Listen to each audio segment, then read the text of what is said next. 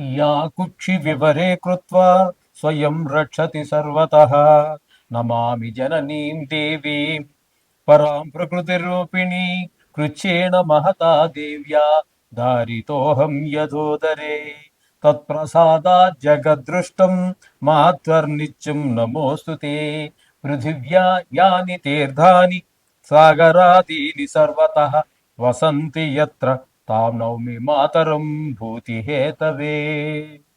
మాతృదేవో భవ. ఇప్పుడు మనము మార్చి నెల 16వ తారీఖు నుండి 31వ తారీఖు 2026 సంవత్సరం గోచార ఫలితాలు ఏ విధంగా ఉంటాయో స్వశాస్త్రీయంగా తెలుసుకునేటటువంటి ప్రయత్నం చేద్దాం. మార్చి నెల 16వ తారీఖు నుంచి 31వ తారీఖు వరకు అంటే 2026 సంవత్సరంలో గోచార ఫలితాలు ఏ విధంగా ఉంటాయో సశాస్త్రీయమైన పద్ధతులు తెలుసుకునేటువంటి ప్రయత్నం చేద్దాం. ఇక్కడ ఈ మకర రాశి వారికి ద్వితీయ స్థానంలో రాహువు, బుధుడు, కుజుడు 3 గ్రహాల యొక్క సంచారం జరుగుతున్నది. ఇక్కడ రాహు, కుజుడు 2 గ్రహాలు కూడా ధనానికి ఇబ్బంది కలిగేటట్టుగాను, మాటల కఠినత్వం ద్వారా కొంతమంది మనకు దూరం అయ్యే పరిస్థితి ఉంటుంది. అలాగే కుటుంబంలో కూడా ఆహ్లాదకరమైన పరిస్థితులు ఉండవు.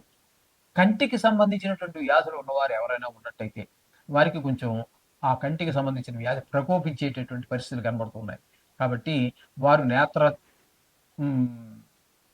జబ్బులు ఉన్నటువంటి వారు ఖచ్చితంగా తగు జాగ్రత్త తీసుకోవాలి. డాక్టర్ దగ్గరికి వెళ్ళండి, కలవండి, వారు చెప్పినటువంటి సూచనలు, వారు రాసిచ్చినటువంటి మందులు జాగ్రత్తగా వాడండి. అది ఒక సూచన. ద్వితీయ స్థానంలో ఉంటారు. అదే రాహు కుజులతో పాటుగా బుధుడు కూడా ఉన్నారు. అక్కడ ద్వితీయ స్థానం అవుతున్నది మకరానికి.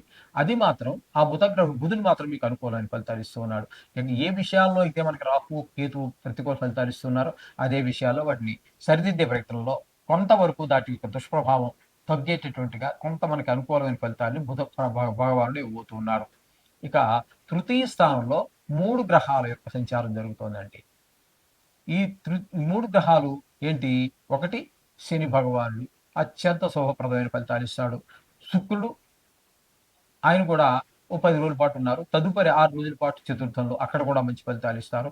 రవి తృతీయంలో అద్భుతమైన ఫలితాలు ఇస్తారు. తద్వారా ఇంట్లో వారు, బయట వారు, అనేక మన ఆఫీసుల్లో పనిచేసేటువంటి మీ స్థాయి వారు, మీ పై స్థాయి వారు, మీ కింద స్థాయి వారు అందరూ కూడా మీకు మనస వాచ కర్మణ, ఆర్థిక సహాయం కావాలా, మన మ్యాన్ పవర్ కావాలా, ఏదైనా రికమెండేషన్ కావాలా, అన్ని రకాలుగా మీకు సహాయ సహకారాలు అందరి ద్వారా మీరు దూసుకుపోగలుగుతారు. కాబట్టి ఈ శని భగవానుడు, శుక్రుడు, రవి ఇన్ని రకాలుగా ఉంది కాబట్టి, అలాగే సినిమా రంగంలో ఉన్న వారికి ఈ శుక్రుని యొక్క సంచారం చాలా సౌవర్ధంగా ఉంటుంది. వారు సినిమా రంగంలో ఉన్నటువంటి వారికి కానివ్వండి, టీవీ రంగంలో ఉన్న వారికి కానివ్వండి, మంచి అలాగే మీరు షేర్ మార్కెట్లో పెట్టుబడి పెట్టేటటువంటి వారికి అందరికీ కూడా అనుకూలమైనటువంటి ఫలితాలు ఇవ్వబోతున్నారు శుక్ర భగవానుడు. ఇకపోతే 6వ స్థానంలో గురు యొక్క సంచారం. ఇదే గురు బలం లేనట్టే లెక్క. తద్వారా మనకి కొన్ని అనారోగ్య సమస్యలు పొడచూపే అవకాశం ఉంటుంది.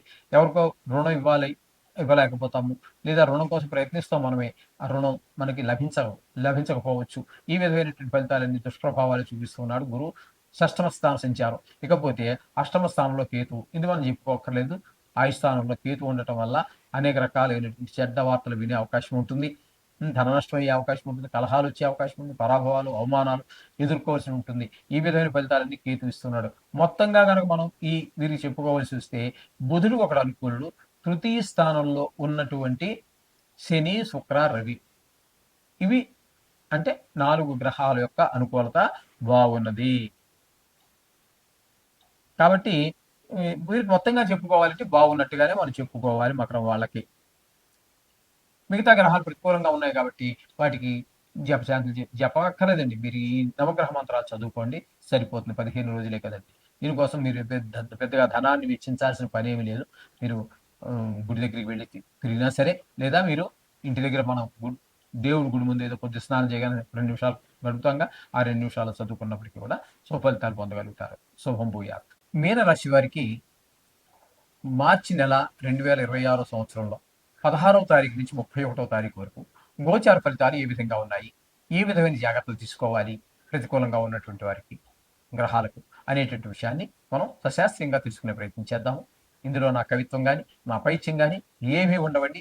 శాస్త్రం ఎంతవరకు చెప్పిందో అంతవరకు మాత్రమే చెప్పడం జరుగుతూ ఉంటుంది. కాబట్టి మీరు జాగ్రత్తగా వినండి. ఇక్కడ మీనరాశి వారికి జన్మంలోనే 3 గ్రహాల యొక్క సంచారం జరుగుతూ ఉన్నది. ఒకటి శని భగవానుడు. అంటే జన్మంలోనే శని అన్నట్టయితే దీన్ని ఏలినాటి శనిలో తనుభావంలోనే ఉన్నారు కాబట్టి అక్కడ ముఖ్యంగా ప్రవర్తన బాగుండదు.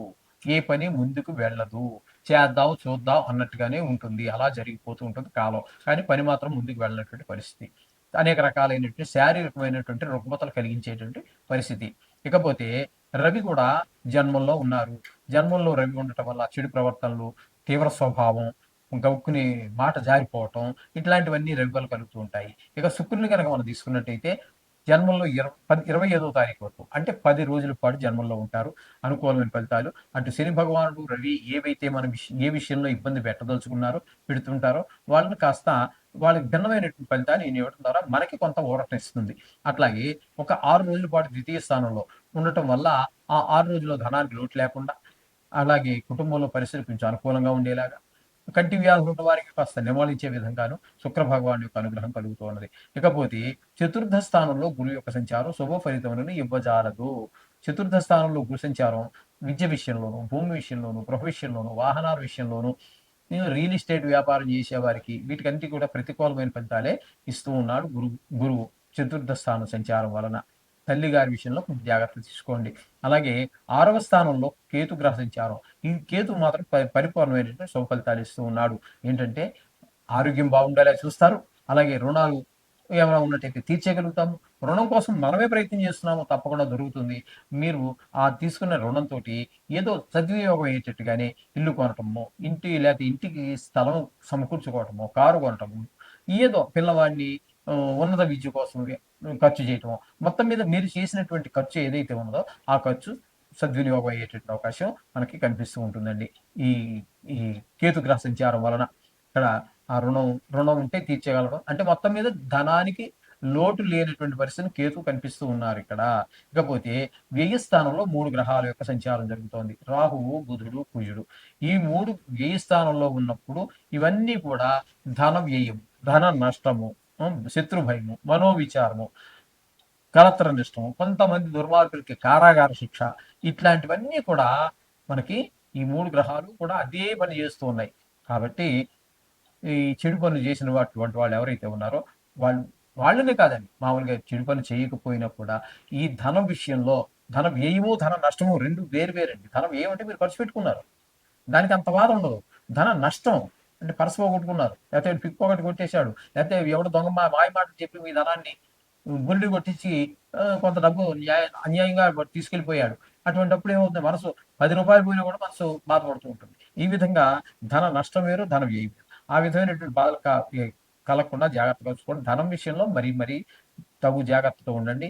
ఎక్కడా మీరు వాళ్ళకి హామీ, వీడు నా చిన్నప్పటి నుంచి నాతో చదువుకున్నాడు, లేకపోతే నాతో పాటు 5 ఏళ్ళు ఉద్యోగం చేశాడు, ఇటువంటివేమి మనసులో పెట్టుకోవద్దని ఎవరికి మీరు హామీలు అవి ఉండవద్దు. అట్లాంటివి చేస్తే ఆయన హ్యాపీగానే ఉంటాడు. మీరు ఎవరి కోసమైతే మీరు హామీ తీసుకున్నారో ఆయన హ్యాపీగా ఉంటాడు. మీరు మాత్రం మునిగిపోవడం గ్యారంటీ. కాబట్టి అటువంటి హామీలు ఎవ్వరికీ ఉండవద్దు. అర్థమైంది కదండి. ఈ విధంగా ఉన్న తగు జాగ్రత్తలు తీసుకుంటూనే మొత్తంగా మనం చెప్పాలి అన్నట్టయితే ఇందులో మీకు అనుకూలమైనటువంటి గ్రహం ఒక్క శుక్రుడు ప్లస్ కేతు 2 గ్రహాల యొక్క అనుకూలత ఉంది. మిగతా గ్రహాలన్నీ కూడా కొంచెం ప్రతికూలంగానే ఉన్న కారణంగా మీరు తప్పకుండా నవగ్రహాలకు సంబంధించినటువంటి శ్లోకాలు, బీజాక్షరాలు, లేకపోతే మీకు రోజు వెళ్ళేటటువంటి దగ్గరలో ఉన్న గుడిలో నవగ్రహాలు వెళ్ళే అలవాటు ఉంటుంది. కొంతమందికి స్నానం చేసి ఇంటి దగ్గర పూజ చేసేసుకుంటారు.